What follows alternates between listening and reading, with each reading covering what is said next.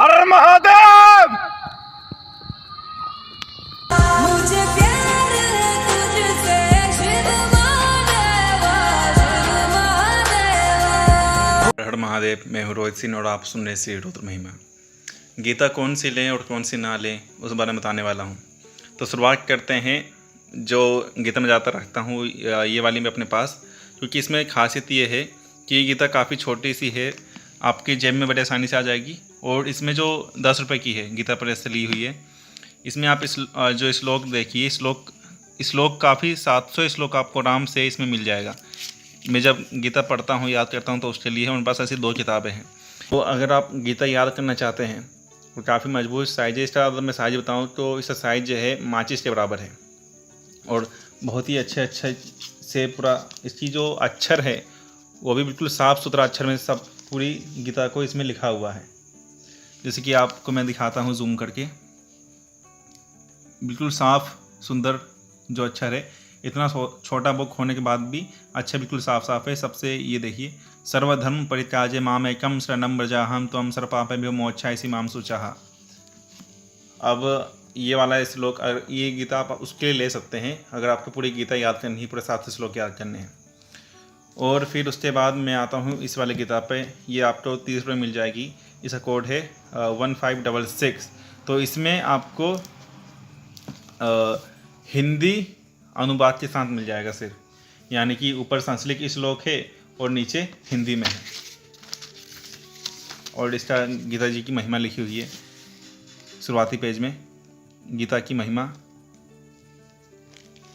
और आगे फिर यहाँ से शुरू होता है। कई सारी इसकी महिमा के बारे में काफ़ी अच्छे से बताया गया है। तो ये भी मुझे अच्छा लगा, काफ़ी महिमा भी है, ध्यान भी है, और आरती भी दी हुई है इसमें। यहाँ पर कृष्ण का फोटो भी है और पूरा मतलब कि डिटेलिंग की हुई है इसमें अच्छे से। मतलब कि धर्म क्षेत्रे कुरुक्षेत्रे समवेता युत्सवः मामका पांडव चैवा किम कुर्वत संजय। ऐसा मतलब है, धृतराष्ट्र बोले, है संजय, धर्म भूमि कुरुक्षेत्र में एकत्रित युद्ध की इच्छा वाले मेरे और पांडवों के पुत्रों ने क्या किया।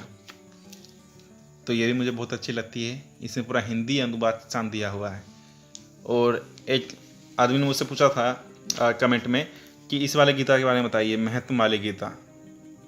ये स्पेशल एडिशन है गीता प्रेस का।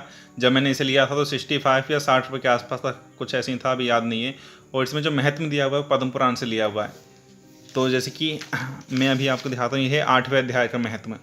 तो 8वें अध्याय, ऐसे कोई सा भी अध्याय में उठा रहा हूँ, तो 8वें अध्याय में ये लिखा हुआ है कि एक ब्राह्मण था, और वो ब्राह्मण मतलब यहाँ पे आप देख रहे हैं वैश्या पत्नी बनाकर रखा था, जिससे संसारी किया था, मांस खाता, मैदा पीता, बहुत सारे बुरे कर्म उसने किए हुए थे। तो फिर वो जब मरता है तो ताड़ का वृक्ष बन जाता है, और फिर उसी के जड़ में एक ब्राह्मण राक्षस भाव को प्राप्त पत्नी वहाँ रहने लगते हैं। और वही पत्नी पूर्व जन्म ये था कि वो भी पूर्व जन्म में मतलब कि जो उसकी स्त्री थी बड़े छोटे विचार की थी, यहाँ पर लिखा हुआ है। और वो ब्राह्मण भी जो मतलब कि दान लेना नहीं चाहिए वैसा दान भी लेता था, लोभी था, और लोभ बस अपनी स्त्री की वजह से प्रतिदिन भैंसा, काल पुरुष और घोड़े आदि लेता। तो वो भी ताड़ के वृक्ष के पास उसके मूल में विश्राम करने लगा ब्रह्म राक्षस बन के। तो एक बार उन्होंने बात करते हुए आपस में पूछा कि हमारा महान दुख कैसे दूर होगा, इस ब्रह्म राक्षस से किस प्रकार हम दोनों की मुक्ति होगी। तब ब्राह्मण ने कहा कि ब्रह्म विद्या के उपदेश से आध्यात्मिक तत्व के विचार और कर्म विधि के ज्ञान बिना किसी प्रकार संकट से छुटकारा मिल सकता है। तो यहाँ सुनकर पत्नी ने पूछा, किम तद ब्रह्मा किम आध्यात्मा किम कर्म पुरुषोत्तम। इतना कहने से ही उनकी मुक्ति हो गई। और बस वो उनके मुख से आधा श्लोक निकले ही था, तदनंतर आकाश से एक दिव्य विमान आया और उन दोनों पत्नी को उस विमान पर आरूढ़ करके स्वर्गलोक को ले चला। क्योंकि ये जो श्लोक था ये 8वें अध्याय का आधा श्लोक था, जैसे कि आप यहाँ पे देख पा रहे हैं। उन दोनों ने बस इस आधे श्लोक को पढ़ा और उनकी मुक्ति हो गई थी। तो ये है इसका महत्व। हर एक अध्याय का, जितने भी 18 अध्याय हैं, तो 18 अध्याय का पूरा महत्व इसमें दिया हुआ है। पहले इसमें आप जब पढ़ेंगे तो पहले पेज पे महत्व मिलेगा, और महत्व खत्म होने के बाद जो मतलब कि 8वां अध्याय का महत्व था, फिर 8वां अध्याय का संस्कृत में शुरू होता है। तो यहाँ पे आपको सिर्फ संस्कृत में मिलेगा। फिर उसके बाद संस्कृत के बाद 18वां अध्याय पूरा हिंदी में। मतलब कि शुरुआत में आपको यहाँ पे मिलेगा महत्म, और फिर महत्म के बाद आपको मिलेगा संस्कृत में श्लोक, और संस्कृत के श्लोक के बाद आपको मिलेगा हिंदी में उसका अनुवाद।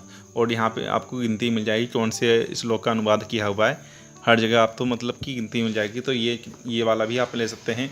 अब शायद मैं चेक नहीं किया है, वैसे शायद अब 70 रुपये का हो चुका होगा ये, क्योंकि मैं अभी भी गीता प्रेस से काफ़ी सारी चीज़ें लेता रहता हूँ। और जो गीता प्रेस की जो शॉप है वो है दिल्ली में है एक, तो वहाँ से मैं लेता रहता हूँ कई सारी किताबें।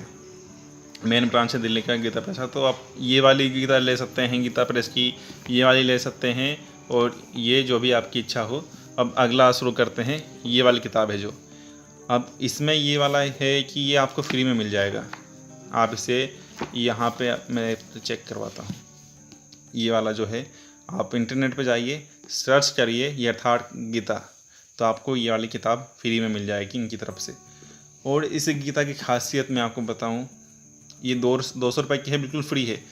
लेकिन इसकी जो खासियत है, ये विश्व हिंदू परिषद से सम्मानित है, वेरीफाई, मतलब कि एक तरह से कि आप इसे पढ़ सकते हैं। हर तरफ से सर्टिफाइड है, हर कई सारे प्रमाण मिले हुए हैं, कई सारे लोगों ने इसे पढ़ा है और प्रमाणित है किताब, कुछ में इसे मिलावट नहीं है।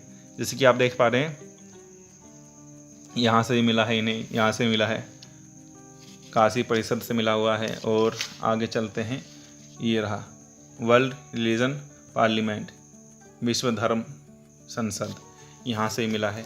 और जिन्होंने मतलब किताब दे रहे हैं उनका एक यहाँ पे एक फ़ोटो होगा, तो मैं आपको दिखाता हूँ। ये मेरी मम्मी का है, वैसे मम्मी पढ़ती है इसे। ये है,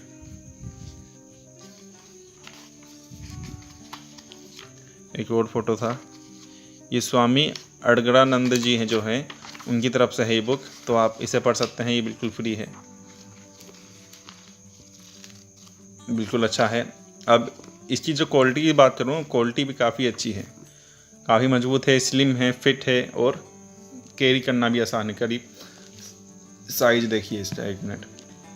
अब इसमें जब मैं श्लोक की बात करता हूँ, तो श्लोक 700 श्लोक, और जो अनुवाद है इसका अनुवाद में जो है डायरेक्ट दिया हुआ है एक तरह से देखा जाए तो। जैसे कि शुरू करते हैं, पहला अध्याय यहाँ पे शुरू होता है। अतः प्रथमो अध्याय, धृतराष्ट्र पूछते हैं, धर्म क्षेत्र कुरुक्षेत्र समवेतायुत्सव मामका पांडवाश्चैव किम कुर्वन्त संजय। अब धृतराष्ट्र ने पूछा, है संजय, धर्म क्षेत्र कुरुक्षेत्र में एकत्र युद्ध की इच्छा वाले मेरे और पांडवों के पुत्रों ने क्या किया। तो संस्कृत हिंदी अनुवाद, और बाद में इनकी कमेंट्री आती है कि मतलब कि इसका मतलब क्या है, इसका अर्थ क्या है। तो इन्होंने यहाँ पे ऐसा बताया हुआ, इसका अर्थ क्या है। तो ये वाली किताब आप ले सकते हैं, ये बिल्कुल अच्छी है किताब, क्योंकि ये जो विश्व हिंदू परिषद है और काशी परिषद है और वर्ल्ड रिलीजन पार्लियामेंट यानी कि विश्व धर्म संसद है, उन सभी से सम्मान प्राप्त है इन्हें। और इसकी पुष्टि हुई है कि इसमें जो भी कुछ लिखा हुआ है बिल्कुल सत्य है। और ये सभी किताबें आप मेरी तरफ से जो हैं, ये 4 बुक आप ले सकते हैं, बस इसे ना ले। अब मैं बताने वाला हूँ कि इसमें गड़बड़ क्या है, तो शुरू करते हैं। अब इसमें खोलते हैं। जैसे कि मैंने आपको पिछले वीडियो में बताया था कि जो कृष्ण हैं, जो भगवान रुद्र हैं, वही भगवान है, वही रुद्र है, और वही श्री कृष्ण ने बारंबार नमस्कार एक श्लोक था अथर्वशीर्ष का। तो इसमें ये इनकी तरफ से है ये वाली बुक। तो ये वाली बुक आप बिल्कुल ना ले। यहाँ पे मैं दिखा देता हूँ, भक्ति वेदांत बुक ट्रस्ट। ये किताब लेनी नहीं है आपको, क्योंकि सवाल काफ़ी बड़ा है, धर्म का सवाल है। अगर आप ये किताब लेते हैं तो सावधान रहिए, ये किताब यथारूप नहीं लेना है। बाकी आप मैंने ये 4 दिखा दिया है, 4 से कुछ भी ले सकते हैं। तो मैं इस श्लोक आपको दिखाने वाला हूँ कि इन्होंने गड़बड़ कहाँ की है, और एक ही नहीं, काफ़ी सारी गड़बड़ की हुई है इन्होंने। क्या बोलें इसके बारे में आप देखिए। आ गए यहाँ पे। अब यहाँ पे लिखा है कि श्लोक, हाँ यही वाला श्लोक है, दूसरा अध्याय, और श्लोक नंबर है 62। तो यहाँ पे लिखा हुआ है, इंद्रियों विषयों का चिंतन करते हुए मनुष्य भी उनमें आसक्ति उत्पन्न हो जाती है, और ऐसी आसक्ति से काम उत्पन्न होता है, और फिर काम से क्रोध प्रकट होता है। तो इनमें आप ध्यान से देखिए क्या लिखा हुआ है, तात्पर्य में क्या दिया हुआ है। जो मनुष्य कृष्ण भावना भवित नहीं है उसमें इंद्रिय विषयों के चिंतन से भौतिक इच्छाएं उत्पन्न होती है। चलो यहाँ तक तो सही लिखा है। अब आगे भी देखिए क्या लिखा है, उसमें इंद्रिय विषयों के चिंतन से भौतिक इच्छाएं उत्पन्न होती है। इंद्रियों को किसी न किसी कार्य में लगा रहना चाहिए और यदि भगवान की दिव्य प्रेम भक्ति में नहीं लगी रहेगी तो वह निश्चय ही भौतिकवाद में लगना चाहेगी। ये भी इन्होंने सही लिखा है। लेकिन आगे देखिए शिव जी के बारे में क्या लिखा है भाई, इंद्रिय विषयों में के अधीन कौन, यहाँ तक कि ब्रह्मा तथा शिव जी। अरे वो शिव जी को जानते भी हैं कौन है, वही जिनकी उपासना करते पूरे ब्रह्मांड अधिपति स्वयं नारायण जिनकी उपासना करते हैं, ब्रह्मा जिनकी उपासना करते हैं, जो साक्षात खुद ही कृष्ण है, खुद ही रुद्र हैं और खुद ही नारायण श्री हरि हैं, उनके बारे में लिख रहे हैं। अरे हरि को जान तो लेके सही से हरि कौन है, हरि तत्व क्या है। तो स्वर्ग के अन्य देवताओं के विषय में क्या कहा जा सकता है, इस संसार में क्या क्या लिख रहे हैं। ये शिव ध्यान में मगन थे, किंतु जब पार्वती ने ये कहना भी बोलना भी मुश्किल है इसे। देखिए क्या लिखा हुआ है इन्होंने, और इन्हें पता भी है इनका जन्म कैसे हुआ, कार्तिक का, कुछ भी लिख रहे हैं, मतलब कुछ भी।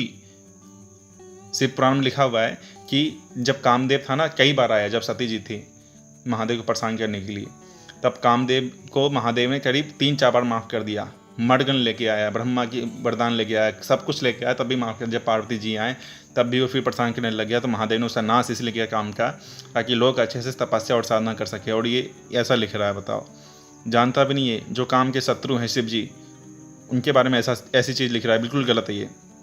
आगे क्या लिखा हुआ है, इसी प्रकार तरुण भगवत भक्त हरिदास ठाकुर को माया देवी के अवतार ने मोहित करने का प्रयास किया, किंतु विशुद्ध कृष्ण भक्ति के कारण वे इस चतुर्सई पर अवे तेरी जो वैष्णवा नाम यथा शंभु, जो साक्षात जो रुद्र है वही हरि है और जो हरि है वही रुद्र हैं, जो विष्णु है, जो हरि है, जो कृष्ण है वही शिव के परम सेव कहा जाता है उन्हें, मतलब कि बहुत बड़े भक्त हैं शिव के।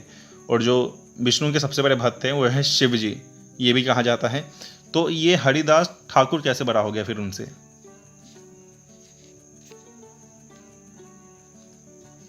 हरिदास ठाकुर कैसे बड़ा हो सकता है फिर, हाँ। और आगे भी लिखा हुआ है, जैसे कि यमनुजाचार्य के उपयुक्त श्लोक में बताया जा चुका है कि भगवान का एकनिष्ठ भक्त भगवान की संगति का आध्यात्मिक सुख का अनुस्वादन करने के कारण समस्त भौतिक इंद्रिय सुख को त्याग देता है। तो जो रुद्र है वो शिव के, वो विष्णु के, मतलब कि विष्णु की आराधना करते हैं, विष्णु उनके प्रिय हैं। अब शिव से बड़ा वैष्णव कोई नहीं है और विष्णु से बड़ा शिव कोई नहीं, ये सारा संसार जानता है, दोनों एक ही तत्व हैं। लेकिन ये जो गीता है इसने लिखा है, कुछ भी लिख दिया है, मतलब कि पूरा अच्छे से पढ़ तो लेता, जान तो लेता श्री हरि को, बिना श्री कृष्ण को जाने टिप्पणी कर डाली है, इतनी ये किताब लिख डाली है, मतलब अच्छे से जानना चाहिए था श्री कृष्ण तत्व क्या है। तो इसीलिए ये कोई सी भी किताब ले सकते हैं इन चारों में से, लेकिन इससे सावधान रहिए। मैंने तो ले लिया, गलती कर दी, लेकिन आप ये गलती ना करें। हर हर महादेव।